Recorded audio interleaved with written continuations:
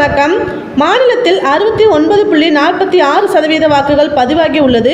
அதிகபட்சமாக தருமபுரியில் 81.48% வாக்குகள் பதிவாகி உள்ளன. கடந்த தேர்தலுடன் ஒப்பிடும் போது வாக்கு சதவிகிதம் கணிசமாக குறைந்துள்ளது. குறிப்பாக தூத்துக்குடி, தேனி, சிவகங்கை உள்ளிட்ட நட்சத்திர தொகுதிகளில் வாக்குப்பதிவு அதிகம் குறைந்துள்ளது. தமிழ்நாட்டில் தேர்தல் முடிந்துவிட்டதால் தமிழ்நாட்டில் தேசிய அரசியலை பின்பற்றுபவர்கள் தவிர மற்றவர்கள் இயல்பு வாழ்க்கைக்கு திரும்பிவிட்டனர். ஆனால் ஒரே ஒரு அரசியல் தலைவர் மட்டும் இன்னும் பெரிதாக தேர்தல் பிரச்சனையில் இருந்து வெளியேறவில்லையாம். லோக்சபா தேர்தல் முடிந்ததிலிருந்தே தமிழ்நாட்டில் முக்கியமான ஒரு அரசியல் தலைவர் தீவிரமாக மௌனம் காத்து வருகிறார். முன்னாள் முதல்வர் ஓ. பன்னீர்செல்வம் என்கிறார்கள் விவரம் அறிந்தவர்கள். அவர் பாஜக கூட்டணியில் தனியாக பலாப்பழம் சின்னத்தில் தேர்தலில் நின்றார்.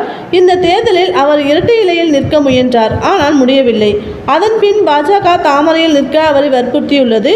அதை அவர் ஏற்கவில்லை. வேறு வழியின்றி கடைசியில் சுயேட்சை வேட்பாளர்கள் சின்னத்தில் நிற்கிறார்.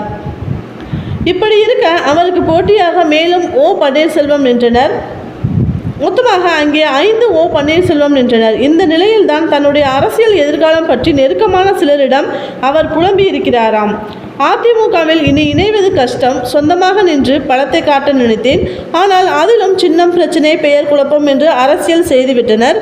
தேர்தல் முடிவு வந்த பின் என்ன நடக்குமோ தெரியவில்லை. ஒரே குழப்பமாக இருக்கிறது என்று புலம்பி இருக்கிறாராம்.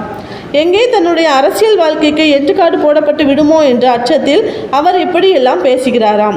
அதோடு என் பெயரில் வேட்பாளர்களை நிற்க வைத்து கேம் ஆடியது யார் என்று தெரியும். எனக்கு அதெல்லாம் தெரியாமல் இல்லை. அதை ஒரு நாள் பார்த்து கொள்வேன் என்றும் பேசியிருக்கிறாராம்.